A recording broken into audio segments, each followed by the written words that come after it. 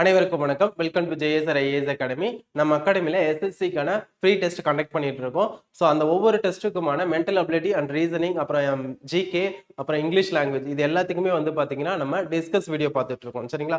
So இப்போ இந்த test number 4க்கான மென்டல் அபிலிட்டி டிஸ்கஸ் வீடியோ தான் நம்ம இந்த வீடியோவில் பார்க்க போகிறோம். மொத்தமாக 20 கேள்வி இருக்கு. அந்த 20 கேள்வியும் எப்படி சால்வ் பண்ணுறதுன்னு பார்க்கலாம்.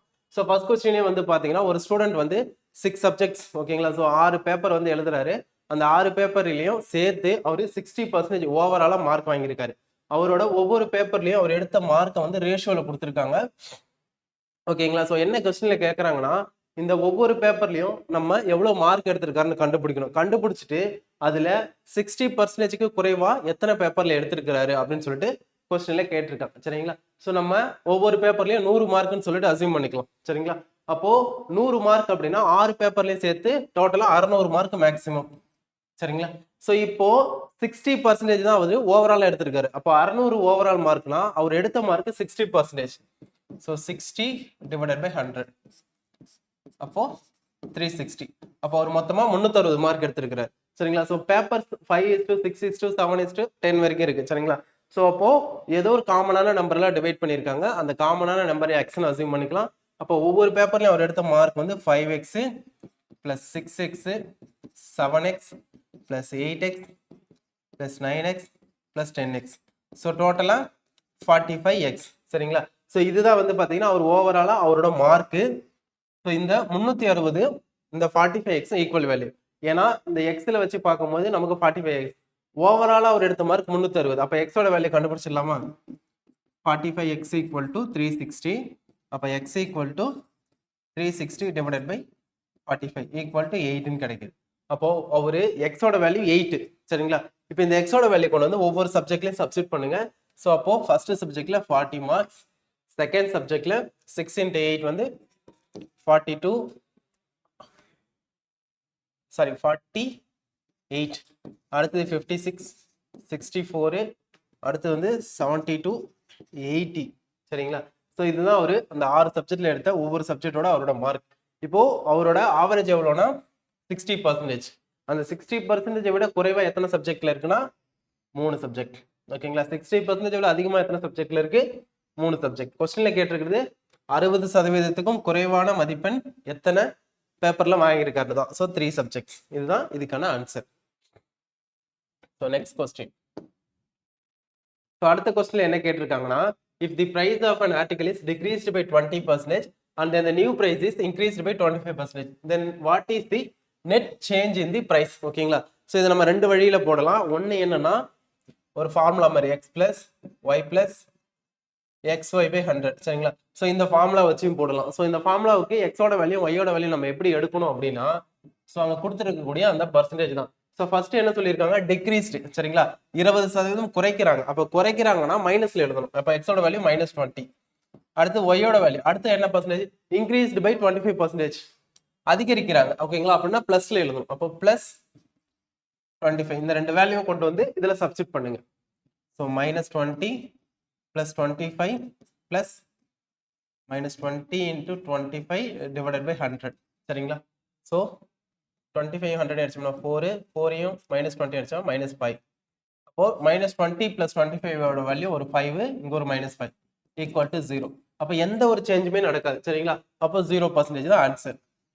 அப்படி இல்லைன்னா நம்ம இன்னொரு வழியிலையும் போடலாம். எப்படின்னா, நீங்க 100 ரூபான்னு சொல்லிட்டு ஒரு வேல்யூ அசியூம் பண்ணிக்கோங்க. அந்த பொருளோட விலை 100 ரூபாய். ஃபர்ஸ்ட் என்ன பண்ணிருக்காங்க? 20% குறைக்கிறாங்க. அப்ப 100 ரூபாயில இருந்து 20% எவ்வளவுன்னு கண்டுபிடிக்கணும். 100 ரூபாயில இருந்து எந்த ஒரு வேல்யூ நீங்க கண்டுபிடிக்கணும், அந்த பர்சன்டேஜ் என்ன வேல்யூ அதே தான் அந்த நம்பரும் இருக்கும். இப்போ எக்ஸாம்பிளுக்கு 100 ரூபாயில இருந்து நீங்க ஒரு 40% குறைக்கிறீங்க அப்படின்னா 100 ரூபாயில 40%ங்கிறது 40. ஓகேங்களா? ஸோ அப்போ -20னா வேல்யூவும் 20 தான் வரும். ஸோ 80. அடுத்தது என்ன பண்ணிருக்காங்க? பிளஸ் 25%. So plus 25%. ஸோ 80ல 25% எவ்வளோன்னு பார்க்கணும். ஒரு வேல்யூவோட 25% என்னன்னா அதுல 4ல ஒரு பங்கு. அப்ப 80ல 4ல ஒரு பங்கு எவ்வளோ வரும்? 20 வரும். ஓகேங்களா? ஸோ இந்த 20 ஆட் பண்ணும். ஸோ 100. அப்போ ஸ்டார்டிங்ல 100 ரூபாய் இருந்த ரேட்டு மறுபடியும் இந்த ரெண்டு சேஞ்சஸ்க்கு அப்புறமும் அதே 100 ரூபாயில தான் வந்து நிக்குது. அப்போ அதோட பொருளோட விலையில எந்த ஒரு மாற்றமும் இல்லை. அதுதான் 0%. ஓகேங்களா? அடுத்த கொஸ்டின் நம்பர் 43. ஓகேங்களா? So in a class 60% of students are from India and 50% of the students are girls. If 30% of the Indian students are girls, then what percentage of foreign students are boys? ஒரு வகுப்பில் 60% மாணவர்கள் வந்து இந்தியாவை சேர்ந்தவர்களாம். ஓகேங்களா? அப்புறம் 50% மாணவர்கள் பெண்கள். ஓகேவா? ஸோ ஃபர்ஸ்ட் வந்து ஒரு ஃப்ளோ சார்ட் மாதிரி போட்டுக்கலாம். ஸோ இது வந்து இந்தியன், இது வந்து நான் இந்தியன். சரிங்களா? ஸோ இந்தியன்ஸ் எவ்வளோ பேர்? 60%. அப்போ 100ன்னு வச்சுக்கலாம். அந்த கிளாஸ்ல இருக்கிறது டோட்டலா 100 ஸ்டூடெண்ட்ஸ். அப்போ இந்தியன்ஸ் வந்து 60 பேர், நான் இந்தியன் அப்போ எவ்வளவு பேர் இருப்பாங்க? கண்டிப்பா 40 பேர். அடுத்து என்ன சொல்றாங்கன்னா கேர்ள்ஸ் வந்து 50%. அப்போ 100 பேர் இருக்கிற அதே கிளாஸ்ல இது வந்து உமன், இது வந்து மென். ஸோ உமன் எவ்வளோனா 50, அப்போ மென் வந்து 50. ஓகேங்களா? அடுத்து என்ன சொல்றாங்கன்னா இந்திய மாணவர்களில் 30% பெண்கள். அப்போ இங்க இந்தியன்ஸ் இருக்காங்களா, இங்க மென், இங்க உமன். ஸோ 30% பெண்கள்னா அப்ப 60ல 30% எவ்வளோன்னு பார்க்கணும். ஏன்னா இந்தியன் ஸ்டூடெண்ட்ஸ் 60 பேரு, அந்த இந்திய மாணவர்கள்ல 30% பெண்கள். அப்போ 60ல 30% எவ்வளோன்னு பாருங்க. 10%னா 6 வரும்.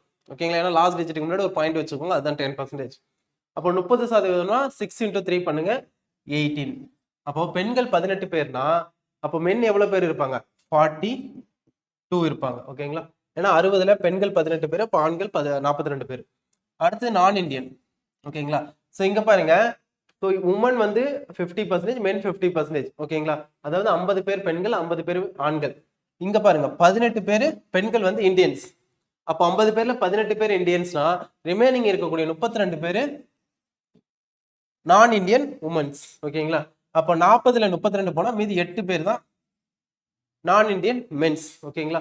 ஸோ அப்போ என்ன கொஸ்டின்ல கேட்குறாங்கன்னா what percentage of foreign students are boys. ஓகேங்களா? அப்போ 40 பேர்ல 8 பேர் எத்தனை சதவீதம்னு பார்க்கணும். ஓகேங்களா? ஸோ அப்போ 8/40 × 100. So 80 40 அடிச்சோம்னா 5 times. So 5 100 அடிச்சோம்னா 20 times. அப்போ 20%. இதுதான் இதுக்கான ஆன்சர். அடுத்து கொஸ்டின் நம்பர் 44. ஓகேங்களா? P scored 40 marks more than Q. சரிங்களா? ஸோ Pன்றவரு ஒரு எக்ஸாம்ல Qவை விட 40 மார்க் அதிகமாக வாங்கியிருக்கிறாரு. அப்போ P = 40 + Q. ஓகேங்களா? அடுத்தது Pயை விட Q 10% குறைவான மதிப்பெண்களை பெற்றுள்ளார். அப்போ Q = ஸோ P வந்து 10% குறைவா வாங்கியிருக்காருன்னா 90% மார்க் தான் வாங்கியிருக்கிறாரு. சரிங்களா? ஸோ அப்போ P of 90%. ஏன்னா 10% குறைவா, அதனால 90%. அப்போ இது எப்படி எழுதலாம்? P × 90/100. ஸோ 0க்கு 0 கேன்சல் பண்ணிட்டா 9P / 10. So Q = 9P / 10. So இந்த வேல்யூவை கொண்டு போயிட்டு இதில் சப்ஸ்டிட் பண்ணுங்க. So P = 40 + 9P/10. இப்போ 9P/10 ஈக்குவலுக்கு இந்த சைடு கொண்டு வாங்க. ஸோ என்ன கிடைக்குன்னா P - 9P/10 = 40. இதை வந்து கிராஸ் மல்டிப்ளை பண்ணுங்க. ஸோ 10P - 9P P / 10 = 14 கிடைக்கும். ஸோ அப்போ P = 400. ஸோ P வந்து 400 மார்க் வாங்கியிருக்கிறாரு. அப்போ என்ன கொஸ்டின் கேட்டிருக்காங்க? Q எவ்வளோ மார்க் வாங்கியிருக்காருன்னு தான் கேட்குறாங்க. சரிங்களா? அப்போ P யோட வேல்யூ கொண்டு வந்து இதில் சப்ஸ்டிட் பண்ணுங்க. அப்படி இல்லைன்னா கொஸ்டினை பாருங்க. P scored 40 marks more than Q. அப்போ Q வந்து 360 மார்க் வாங்கியிருப்பாரு. அடுத்தது கொஸ்டின் நம்பர் 45. ஓகேங்களா? ஸோ ஒரு நபர் ஒரு காரை வாங்கி அதை 3 லட்சத்திற்கு விற்றதால் அவருக்கு 20% நஷ்டம் ஏற்பட்டால் அவர் கார் வாங்க எவ்வளவு செலவு செய்தார்? சரிங்களா? ஸோ 20% லாஸ் அப்படின்னா என்ன அர்த்தம்? இந்த 3 லட்சங்கிறது 80%க்கு ஈக்குவல். ஓகேங்களா? அப்ப என்ன கேட்கறாங்க? அவர் எவ்வளவுக்கு வாங்கியிருப்பாரு அப்படின்னா 100%. ஏன்னா வாங்கிய விலைனா 100%. ஸோ 100% எவ்வளவுன்னு சொல்லிட்டு கேட்டிருக்காங்க. சரிங்களா? ஸோ அப்போ 3 lakh into 100 / 80. ஏன்னா ஸோ இது வந்து 80%. அதனால 80 டிவைட்ல எழுதணும். நமக்கு என்ன தேவைன்னா 100% தேவை. அதனால 100ஆல மல்டிப்ளை பண்ணணும். சரிங்களா? ஸோ இதை நீங்க மல்டிப்ளை பண்ணி டிவைட் பண்ணீங்கன்னா உங்களுக்கு 3,75,000 அப்படின்ற ஆன்சர் கரெக்டா கிடைக்கும். நீங்க செக் பண்ணி பாருங்க. இதுதான் கரெக்டான ஆன்சர். அடுத்து கொஸ்டின் நம்பர் 46. ஓகேங்களா? ஸோ ஒரு 3 ஸ்டேட்மெண்ட் கொடுத்துருக்காங்க. Successive discounts of 10% and 20% and then pay a service tax of 10%. அடுத்தது 20% 10%, மறுபடியும் அதே 10% சர்வீஸ் டேக்ஸ். அடுத்து சர்வீஸ் டேக்ஸ் ஃபர்ஸ்ட் பே பண்றாங்க, அப்புறம் சக்சஸிவ் டிஸ்கவுண்ட் கொடுக்குறாங்க. சரிங்களா? ஸோ இந்த 3ல எந்த ஸ்கீம் வந்து கரெக்டான ஸ்கீம், எது வந்து அதாவது பெனிஃபிட்டா இருக்கும் காஸ்ட் எஃபெக்டிவ், அதாவது எவ்வளோ அமௌண்ட் வந்து குறைவாக கிடைக்கும் அப்படின்னு சொல்லிட்டு கேட்டிருக்காங்க. சரிங்களா? ஸோ ஃபர்ஸ்ட் வந்து பார்த்தீங்கன்னா நீங்கள் எப்பயுமே அந்த பொருளோட ரேட்டை 100 ரூபான்னு அசீவ் பண்ணிக்கோங்க. ஸோ 100 ரூபாயிலேருந்து ஃபர்ஸ்ட் 10% டிஸ்கவுண்ட், அப்போ -10%னா 10 ரூபாய் குறையும், 90 ரூபாய். அடுத்தது 20%, ஸோ -20% அப்படின்னா 18 ரூபாய். 90 ரூபாயில 20% எவ்வளோன்னு பாருங்க, 18 ரூபாய் வரும். அப்போ எவ்வளோ மைனஸ் பண்ணா 72 ரூபாய். அடுத்தது சர்வீஸ் டேக்ஸ் ஒரு 10%, ஸோ பிளஸ் 10%. 72 ரூபாயில 10% எவ்வளவுனா லாஸ்ட் டிஜிட்டுக்கு முன்னாடி பாயிண்ட் வச்சீங்கன்னா 7.2 கிடைக்கும். ஸோ 7.2 ஆட் பண்ணோம்னா 79.2. ஓகேங்களா? ஸோ இப்போ ஃபர்ஸ்ட் அந்த ஸ்கீம்ல அந்த பொருளோட ரேட் 100 ரூபான்ற ரேட் வந்து 79 ரூபாய் 20 பைசாவுக்கு நீங்க வாங்குவீங்க. அடுத்த ஸ்கீம் பாருங்க, ஃபர்ஸ்ட் 100 ரூபாய், ஃபர்ஸ்ட் எவ்வளோனா 20% டிஸ்கவுண்ட், ஸோ -20% அப்படின்னா 20 ரூபாய் குறையும், அப்போ 80 ரூபாய். அடுத்தது 10%, அப்போ -10%. 80 ரூபாயில 10% 8 ரூபாய், ஸோ 72 ரூபாய். ஸோ பிளஸ் வந்து ஒரு 10% சர்வீஸ் டேக்ஸ், அப்போ 7 ரூபாய் 20 பைசா. அப்போ அதே 79 ரூபாய் 20 பைசா தான் வருது. சரிங்களா? ஸோ அதே மாதிரி தேர்ட் ஒன்றுக்கு நீங்களே போட்டு பாருங்க, அதே 79.2 தான் வரும். அப்போ என்ன அர்த்தம்? All options are equally good for the customer. அனைத்து விருப்பங்களும் வாடிக்கையாளர்களுக்கு சமமாக நல்லது அப்படின்னு சொல்லிட்டு சொல்லியிருப்பாங்க. அடுத்தது கொஸ்டின் நம்பர் 47. சரிங்களா? ஸோ என்ன பண்ணியிருக்காங்கன்னா, ஒரு கிலோவோட அரிசி 25% உயர்த்தப்பட்டதன் விளைவாக ஒரு நபர் 1200 ரூபாய்க்கு 6 கிலோ குறைவான அரிசியை வாங்க முடியும் எனில் 1 கிலோ அரிசியின் ஆரம்ப விலை என்ன? இதுதான் கொஸ்டின்ல கேட்டிருக்காங்க. சரிங்களா? ஸோ நம்ம அந்த ஸ்டார்டிங் பிரைஸ் வந்து எக்ஸ் ருபீஸ்னு வச்சுக்கலாம். ஓகேங்களா? இப்போ வந்து ஒரு 10 ரூபாய், எக்ஸாம்பிளுக்கு 100 ரூபான்னு வச்சுக்கலாம் ஒரு கிலோவோட ரேட். எக்ஸாம்பிளுக்கு தான் நான் சொல்றேன். 100 ரூபாய்னா 1200 ரூபாய்க்கு நீங்க எவ்வளவு வாங்கியிருப்பீங்க? 1200 டிவைடட் பை 100ன்னு போடுவோமா? ஸோ அதே மாதிரியே 1200 ரூபாய் எடுத்துட்டு போறீங்க, பொருளோட ரேட் எக்ஸ் ருபீஸ், அதனால எக்ஸால டிவைட் பண்றோம், எவ்வளவு கேஜ் கிடைக்குன்னு தெரியும். அடுத்தது மைனஸ், இப்போ என்ன ஆயிடுச்சுன்னா ரேட் வந்து 25% வந்து இன்க்ரீஸ் ஆயிடுச்சு. ஸோ இப்போ அந்த பிரைஸ் எவ்வளவு இருக்கும்? 1.25x மாறி இருக்கும். சரிங்களா? இப்போ ரேட்டு 1.25x, அதே 1200 ரூபாய் தான் எடுத்துட்டு போறீங்க, இப்போ ரேட் வந்து மாறிடுச்சு. சரிங்களா? ஸோ அப்போ 1200 டிவைடட் பை 1.25x. ஓகேங்களா? ஸோ இந்த ரேட்ல 10 கிலோ வாங்குறீங்க அப்படின்னா இந்த ரேட்ல ஒரு 8 கிலோ தான் சம்திங் வாங்குவீங்க. அப்போ 10 கிலோல இருந்து 8 கிலோ மைனஸ் பண்ணா 2 கிலோ கிடைக்குமா? அதே தான் இங்கேயும் கொடுத்துருக்காங்க. ஸோ 6 கிலோ குறைவா வாங்க முடியும்னு சொல்லியிருக்காங்களா, அப்போ இதை நீங்க மைனஸ் பண்ணீங்கன்னா 6 kg தான் கிடைக்கும். ஓகேவா? இப்போ இதை கிராஸ் மல்டிப்ளை பண்ணணும். ஸோ 1500 எக்ஸ்ன்னு வரும், 1.25 இன்ட்டு 1200 வேல்யூ.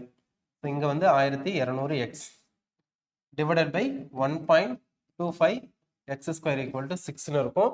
அடுத்தது இதுல இருந்து மைனஸ் பண்ணோம்னா 300x divided by 1.25 x square equal to 6. ஒரு எக்ஸ் கேன்சல் ஆயிடும். ஸோ எக்ஸ் ஈக்குவலுக்கு அந்த சைடு கொண்டு போயிட்டு 6 இந்த சைடு கொண்டு வந்துடலாம். So 300 divided by 1.25 into 6 equal to x. So நம்ம இதை டிவைட் பண்ணி பார்த்தோம்னா நமக்கு எக்ஸ் ஈக்குவல் டு 14 கிடைக்கும். ஸோ இதுதான் அந்த ரைஸோட ஸ்டார்டிங் ப்ரைஸ். ஓகேங்களா? இதை நம்ம வந்து ஆப்ஷன்ல இருந்தும் போடலாம். எப்படின்னா, இப்போ ஸ்டார்டிங் பிரைஸ் 30 ரூபான்னு அஸ்யூம் பண்ணிக்கோங்க. சரிங்களா? அப்போ 30 ரூபாய்னா 1200 ரூபாய்க்கு எத்தனை கிலோ அரிசி வாங்கலாம்? கேன்சல் ஆயிடும். 40 கிலோ அரிசி வாங்கலாம். சரிங்களா? ஸோ இப்போ 25% ரேட் இன்க்ரீஸ் ஆகுது. அப்போ 30 ரூபாயில இருந்து 25% நீங்க இன்க்ரீஸ் பண்ணி பாருங்க. ஸோ 25% எவ்வளவு வரும்? 4ல ஒரு பங்குன்னு சொன்னா அப்போ 7 ரூபாய் 50 பைசா வரும். ஏன்னா 30ல பாதி 15, அதுல பாதி 7 ரூபாய் 50 பைசா. அப்போ இப்போ எவ்வளவு ஆயிருக்கு? 1200 டிவைடட் பை 37.5 மாறுது. சரிங்களா? ஸோ இப்போ இதை நீங்க டிவைட் பண்ணி பார்த்தீங்கன்னா உங்களுக்கு அப்ராக்சிமேட்டா ஒரு 48-50 அந்த ரேஞ்சுக்கு போகும் அப்ராக்சிமேட். சரிங்களா? ஸோ அப்போ நமக்கு என்ன வரணும்? 6 கிலோ டிஃப்ரெண்ட் வரணும். ஸ்டார்டிங்ல 40 கிலோ கிடைச்சிருக்கு, இப்போ வந்து பாத்தீங்கன்னா ஒரு 48க்கு மேல போகுது. அப்போ கண்டிப்பா வந்து பாத்தீங்கன்னா 48க்கு மேல போகாது, 30 to 33 அந்த ரேஞ்சுக்கு வரும். ஸோ எவ்வளோ? 8 கிலோ குறைவா கிடைக்குது. ஆனா நமக்கு எவ்வளவு கிடைக்கணும்? 6 கிலோ தான் குறைவான அரிசி கிடைக்குது. இப்போ 40 ரூபான்னு வச்சுக்கோங்களேன், 1200 டிவைடட் பை 40. ஸோ கேன்சல் ஆயிடும். ஸோ இதை கேன்சல் பண்ணோம்னா 30 kg. ஓகேங்களா? ஸோ 1200 ரூபாய் நீங்க எடுத்துட்டு போறீங்க, ஒரு கிலோ 40 ரூபானா உங்களுக்கு 30 கிலோ கிடைக்கும். இப்போ அதே 1200 ரூபாய்க்கு இப்போ பிரைஸ் வந்து 25% இன்க்ரீஸ் ஆகுது. அப்போ 4ல ஒரு பங்குனா எவ்வளவு வரும்? 10 ரூபாய் வரும். அப்போ 50 ரூபாயா இன்க்ரீஸ் ஆயிடுச்சு. இப்போ 50 ரூபாயில டிவைட் பண்றோம். சரிங்களா? ஸோ டிவைட் பண்ணால் 24 கிலோ. அப்போ ஸ்டார்டிங்கில் 30 கிலோ வாங்கியிருக்கீங்க, இப்போ 24 கிலோ வாங்கியிருக்கீங்க. அப்போ 6 கிலோ டிஃப்ரென்ஸ் வருதா? இப்போ ஆப்ஷன் பி தான் இதுக்கான கரெக்ட் ஆன்சர். நீங்கள் எப்படி வேணாலும் அசியூம் பண்ணி போடுங்க. ஸோ அடுத்த கொஸ்டின் பாருங்க. ஒரு குறிப்பிட்ட வகுப்பில் 100 மாணவர்கள் உள்ளனர். 60% வந்து கிரிக்கெட்டு விளையாடுறாங்களா, 30% ஃபுட்பாலு, 10% மாணவர்கள் 2 விளையாட்டுகளையும் விளையாடுகின்றனர். அப்ப கிரிக்கெட்டு அல்லது ஃபுட்பால் ரெண்டுமே சூஸ் பண்ணாதாங்க எவ்வளவு பேர்னு கேட்கறாங்க. இதை நம்ம வந்து வெண்டையர் அமைச்சு போடுவோம். ஸோ டோட்டலா 100 பேரா? ஸோ அதை வெளியில எழுதிக்கலாம். இது வந்து கிரிக்கெட்டு, இது ஃபுட்பால். சரிங்களா? ஸோ கிரிக்கெட்டை சூஸ் பண்ணவங்க 60%, ஃபுட்பாலை சூஸ் பண்ணவங்க 30%, ரெண்டையும் சூஸ் பண்ணவங்க 10%. சரிங்களா? ஸோ அப்போ கிரிக்கெட் மட்டும் சூஸ் பண்ணவங்க எவ்வளவுனா 60 - 10 = 50%. அடுத்து ஃபுட்பாலை மட்டும் சூஸ் பண்ணவங்கன்னா 30 - 10 20%. சரிங்களா? ஸோ ரெண்டையும் சூஸ் பண்ணாதவங்க எக்ஸ், அதுதான் தெரியாது. ஓகேங்களா? ஸோ இப்போ இந்த 100 எதுக்கு ஈக்குவலா இருக்கும் அப்படின்னா 100 = கிரிக்கெட்டை மட்டும் சூஸ் பண்ணவங்க 50 பேர், ரெண்டையும் சூஸ் பண்ணவங்க ஒரு 10 பேர், ஃபுட்பால் மட்டும் சூஸ் பண்ணவங்க ஒரு 20 பேர், பிளஸ் ரெண்டையும் சூஸ் பண்ணவங்க ஒரு எக்ஸ். இப்போ நமக்கு எக்ஸ் தான் தேவை அப்படிங்கும்போது இதை ஃபுல்லா ஆட் பண்ணுங்க, நமக்கு 80 கிடைக்கும். இது ஃபுல்லா ஆட் பண்ணோம். அப்போ இந்த 80 இந்த சைடு கொண்டு வந்தா 100 - 80 = x ன்னு இருக்கும். அப்போ x = 20. இதுதான் வந்து பாத்தீங்கன்னா 48th கொஸ்டினுக்கான ஆன்சர். அடுத்து கொஸ்டின் நம்பர் 49. சரிங்களா? ஸோ 49ல என்ன சொல்லியிருக்காங்கன்னா, ஸோ அருண் மோட்டார் சைக்கிளில் உள்ள எரிபொருள் கொள்கலனில் பெட்ரோல் 10 நாட்களுக்கு நீடிக்கும். அவர் தினமும் 25% அதிகமாக பயன்படுத்த தொடங்கினால் எரிபொருள் கொள்கலனில் பெட்ரோல் எத்தனை நாட்கள் நீடிக்கும்? சரிங்களா? ஸோ நீங்க அசியூம் பண்ணிக்கோங்க, ஒரு நாளைக்கு அவரு 100 லிட்டர் பெட்ரோல் யூஸ் பண்றாரு. சரிங்களா? அப்போ 10 நாளைக்கு 1000 லிட்டர் பெட்ரோல் யூஸ் பண்ணுவார். இப்போ என்ன ஆயிடுச்சுன்னா, அவர் ஒரு நாளைக்கு யூஸ் பண்ற அந்த பெட்ரோலோட யூசேஜ் 25% இன்க்ரீஸ் ஆயிடுச்சு. அப்படின்னா 125 லிட்டர் பெட்ரோல் வந்து ஒரு நாளைக்கு இப்போ யூஸ் பண்றாரு. அவர் 10 நாளைக்கு 1000 லிட்டர் தான் யூஸ் பண்ணுவாரு. அப்போ 1000 ÷ 125 எவ்வளவு வரும்? 8 வரும். அப்போ 25% அதிகமா பயன்படுத்துறதுனால அவருக்கு வந்து அந்த பெட்ரோலோட அந்த 10 நாள் யூஸ் பண்ற அந்த 1000 லிட்டர் பெட்ரோல் இப்ப 8 நாளைக்கு தான் அவரால் யூஸ் பண்ண முடியும். அதுதான் இந்த கொஸ்டினுக்கான ஆன்சர். அடுத்த கொஸ்டின் நம்பர் 50. சரிங்களா? ஸோ ஒரு வங்கியுடன் ஒப்பந்தத்தின்படி ஒரு தொழிலதிபர் வட்டி இல்லாமல் சில சம தவணைகளில் கடனை திருப்பி தர வேண்டும். 18 தவணைகளை செலுத்திய பிறகு அவருடைய கடனில் 60% திருப்பி செலுத்தப்பட்டது எனில் ஒப்பந்தத்தில் எத்தனை தவணைகள் இருந்திருக்கும்? சரிங்களா? ஸோ ஒருத்தர் வந்து பாத்தீங்கன்னா ஒரு லோன் வாங்கியிருக்கிறாரு. அந்த லோனோட இன்ஸ்டால்மெண்ட் வந்து ஏதோ சம்திங், அது எவ்வளோன்னு சொல்லலை. டோட்டலா 18 இன்ஸ்டால்மெண்ட் அவர் பே பண்ணிட்டார். அப்படி பே பண்ணதுனால 60% இன்ஸ்டால்மெண்ட்டை அவரு ரீஃபண்ட் பண்ணிட்டார். அப்போ டோட்டலா எத்தனை இன்ஸ்டால்மெண்ட் அவரு அந்த லோனை ஃபிக்ஸ் பண்ணியிருப்பார் அப்படின்னு சொல்லிட்டு தான் கேட்குறாங்க. ஸோ 18ங்கிறது 60%. ஓகேங்களா? ஸோ அப்போ 100% கண்டுபிடிக்கணும். அப்போ 100 ÷ 60. ஸோ கேன்சல் பண்ணா 30. அப்போ 30 இன்ஸ்டால்மெண்ட்டுக்கு அந்த கடனை அவர் வாங்கியிருப்பார்னு அர்த்தம். சரிங்களா? ஸோ ஏன்னா ஒரு வேல்யூவோட பர்சன்டேஜ் என்ன? 60. 60ஆல டிவைட் பண்ணோம், நமக்கு தேவை 100%. அதனால 100ஆல மல்டிப்ளை பண்ணுவோம். ஸோ அடுத்தது கொஸ்டின் நம்பர் 51. ஸோ இதுல என்ன சொல்லியிருக்காங்கன்னா, ஒரு செவ்வக வடிவ தோட்டம் ரெக்டாங்குலர் கார்டன்ல அவர் லென்த் 40% இன்க்ரீஸ் பண்ணிட்டு வித் வந்து 20% டிக்ரீஸ் பண்றாரு. அதனால அந்த கார்டனோட என்ன சேஞ்சஸ் நடக்குதுன்னு கேட்டிருக்காங்க. ஸோ இது நம்ம அதை சொன்ன அதே தான், x + y + xy/100 இந்த ஃபார்முலால சப்ஸ்டிட் பண்ணுங்கன்னு சொல்லியிருப்பேன். ஸோ இன்க்ரீஸ் பண்ணாங்கன்னா பிளஸ், டிக்ரீஸ்னா மைனஸ். இப்போ 40% எக்ஸோட வேல்யூ 40% இன்க்ரீஸ் ஆகுது. அப்போ 40 வந்து பிளஸ்ல எழுதணும். வித் வந்து பாத்தீங்கன்னா 20% குறைக்கிறாங்க. அப்போ y வந்து மைனஸ்ல எழுதணும். -20 + 40 - 20 / 100.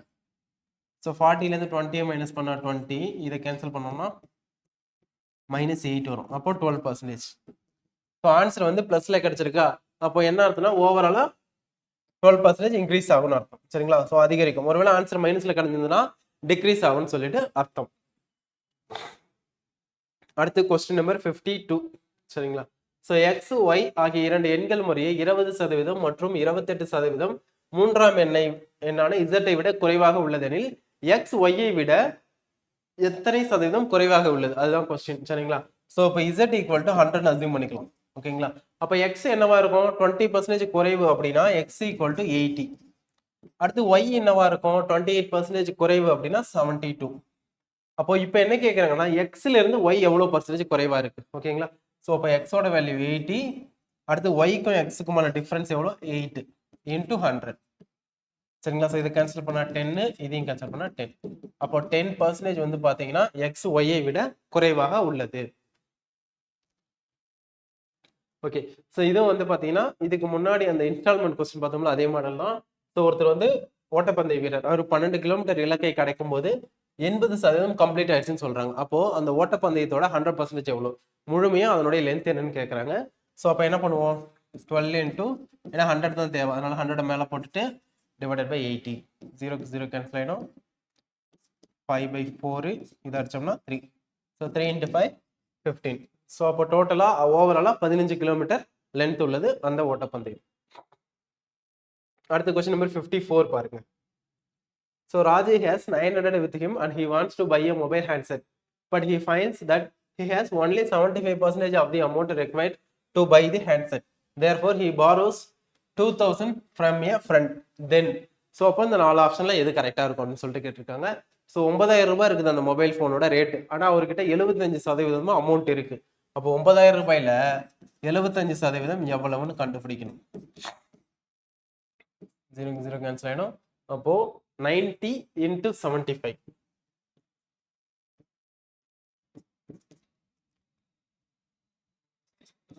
அப்போ அவர்கிட்ட 6750 ரூபாய் தான் இருக்குது. ஓகேங்களா? அடுத்தது என்ன பண்றதுன்னா 2000 ரூபாய் அவரோட ஃப்ரெண்டு கிட்ட கடன் வாங்குறாரு. ஸோ 2000 ரூபாய் கடன் வாங்கினா 8750 ரூபா. ஸோ டோட்டலா 8750 ரூபா தான் அவர்கிட்ட இருக்குது. ஸோ ஆப்ஷன்ஸ் எல்லாம் படிச்சு பாருங்க. Raju still not have enough amount to buy the handset. So கண்டிப்பா அவர்கிட்ட 9000 ரூபாய் இன்னும் வரல, இன்னும் 250 ரூபாய் கம்மியா இருக்கு. அப்போ ஃபர்ஸ்ட் ஆப்ஷன் தான் கரெக்ட். ஸோ ரிமைனிங் படிச்சு பாருங்க, எதுவுமே அதுக்கு செட் ஆகாது. அடுத்தது கொஸ்டின் நம்பர் 55. ஓகேங்களா? A student has to get 40% marks to pass in an examination. Suppose he gets 30 marks and fails by 30 marks. ஓகேங்களா? ஸோ ஒரு எக்ஸாம்ல பாஸ் பண்ணோம்னா 40% மார்க் எடுத்திருக்கணும். ஆனா அவர் என்ன பண்ணியிருக்காருன்னா 30 மார்க் தான் எடுத்திருக்கிறாரு. எவ்வளோ டிஃபரன்ஸ்ல தோத்துருக்காரு அப்படின்னு பார்த்தீங்கன்னா ஃபெயில் ஆயிருக்காருன்னா இன்னும் 30 மார்க் எடுத்திருந்தா பாஸ் பண்ணிக்கலாம். அப்போ 30 மார்க்ஸ் டிஃபரன்ஸ்ல ஃபெயில் ஆயிருக்காரு. அப்போ பிளஸ் ஒரு 30 பண்ணோம்னா 60. அப்போ பாஸ் பண்றதுக்கு 60 மார்க் அவர் எடுத்திருக்கணும். ஓகேங்களா? 60 மார்க் எடுத்திருந்தா பாஸ், 40% எடுத்திருந்தா பாஸ். அப்போ 60 மார்க்குங்கிறது 40%க்கு ஈக்குவல். சரிங்களா? அப்போ அந்த எக்ஸாமோட 100%, அதாவது அந்த எக்ஸாமோட மேக்ஸிமம் மார்க் எவ்வளோன்னு கண்டுபிடிக்கணும். So 60 into 100 divided by 40. சரிங்களா? 0க்கு 0 கேன்சல் ஆகிடும். இங்கே வந்து சாரி 5 டைம்ஸ், இது 2 டைம்ஸ். ஸோ இது கேன்சல் பண்ணால் 30. அப்போ 30 into 5 150. அப்போ அந்த எக்ஸாமோட மேக்ஸிமம் மார்க் எவ்வளோன்னு பார்த்தீங்கன்னா 150 மார்க். அடுத்த கொஸ்டின் நம்பர் 56. ஸோ ஒருத்தர் என்ன பண்றாருன்னா ஒரு ஃபோனை வாங்கி அதை 10% ப்ராஃபிட்ல இன்னொருத்தருக்கு செல் பண்றாரு. திரும்ப அவர்கிட்ட இருந்தே 10% வந்து லாஸ்ல, அதாவது அவருக்கு 10% லாஸ்ல இவர் வாங்கிக்கிறாரு. அப்போ ஓவராலா அந்த டிரான்சாக்ஷன்ல என்ன நடந்திருக்குன்னு கேட்டிருக்காங்க.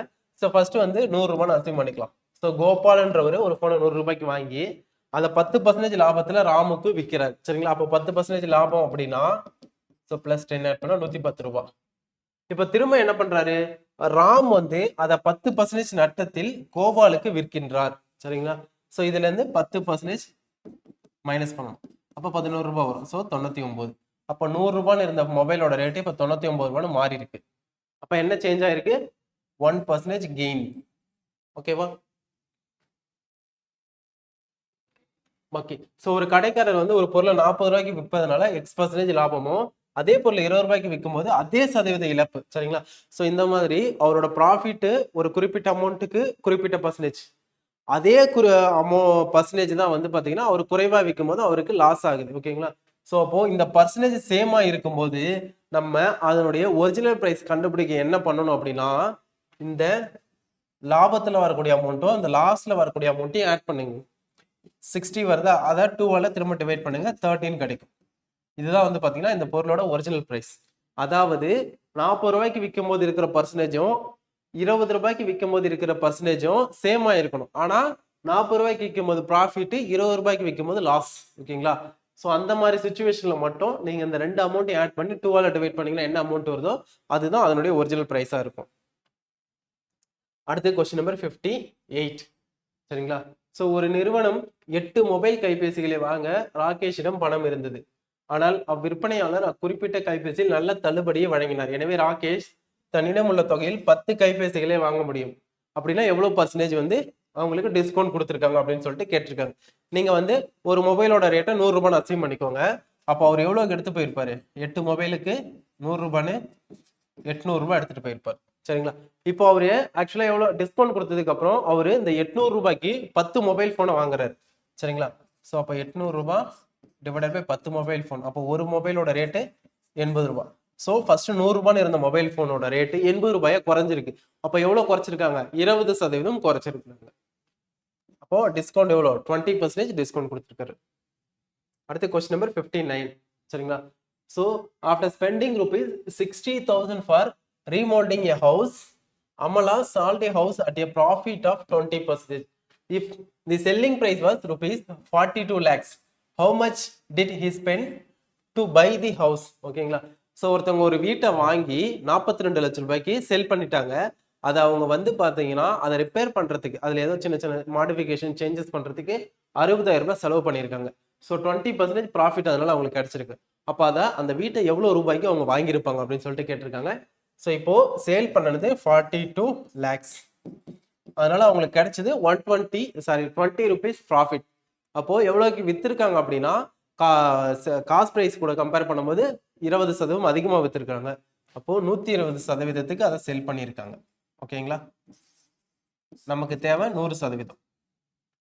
இதை நம்ம கேன்சல் பண்ணோம்னா நமக்கு 35 lakhs கிடைக்கும். ஓகேங்களா? அடுத்தது என்ன பண்ணிருக்காங்க? 60,000 ரூபாய் எக்ஸ்ட்ரா செலவு செஞ்சிருக்காங்க. அந்த 60,000 மைனஸ் பண்ணலாம். ஸோ 34,40,000 கிடைக்கும். அப்போ அந்த வீட்டை அவங்க 34,40,000 ரூபாய்க்கு வாங்கியிருக்காங்க. 60,000 ரூபாய் செலவு செஞ்சிருக்காங்க. ஸோ செலவு செஞ்சதுனால 35 லட்சம் ரூபாய் ஆகுது. இந்த 35 லட்சம் ரூபாயில 20% ப்ராஃபிட் வச்சு வித்துருக்காங்க. ஸோ அதனாலதான் அந்த வீடு 42 லட்சத்துக்கு செல் பண்ணியிருக்காங்க. ஓகேங்களா? அடுத்து கொஸ்டின் நம்பர் 60. ஓகேங்களா? ஒரு தொழிலாளி 11,250 ஊக்கத்தொகையாக பெறுகின்றார். இத்தொகை அவர் தம் ஆண்டு வருமானத்தில் 15% எனில் அவரின் மாத வருமானம் என்ன? சரிங்களா? ஸோ இந்த 11,250ங்கிறது அவரோட இயர்லி சேலரியில 15%. அப்போ அவரோட இயர்லி சேலரியை அவரோட 100% எவ்வளோன்னு கண்டுபிடிக்கணும். இப்போ 11,250 இன்டூ 100 டிவைடட் பை 15. ஓகேங்களா? ஸோ இதை கேன்சல் பண்ணோம்னா இங்கே வந்து 20 டைம்ஸ், இங்கே 3 டைம்ஸ். ஸோ 3ஆல் இதை கேன்சல் பண்ணால் 3 1 4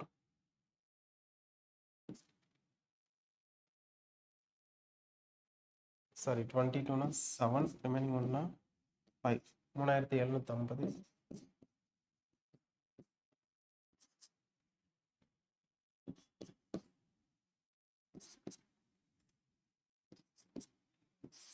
ஸோ 75,000 அவரோட ஆண்டு வருமானம் வந்து 75,000. இப்போ என்ன கேட்குறாங்கன்னா மாத வருமானம் கேட்குறாங்க. ஸோ ஒரு வருஷத்துக்கு 75,000 ரூபாய் வாங்கினா அப்போ ஒரு மாசத்துக்கு டிவைட் பை 12 பண்ணுங்க 6,250 கிடைக்கும். ஸோ அப்போ அவர் மாசம் 6,250 ரூபாய் சேலரி வாங்குறாரு. ஓகேங்களா? ஸோ இதுதான் வந்து பார்த்தீங்கன்னா இந்த 20 கொஸ்டினுக்கான எக்ஸ்பிளனேஷன். அடுத்த வீடியோவில் நம்ம ரீசனிங்கான கொஸ்டின்ஸை பார்க்கலாம். தேங்க்யூ.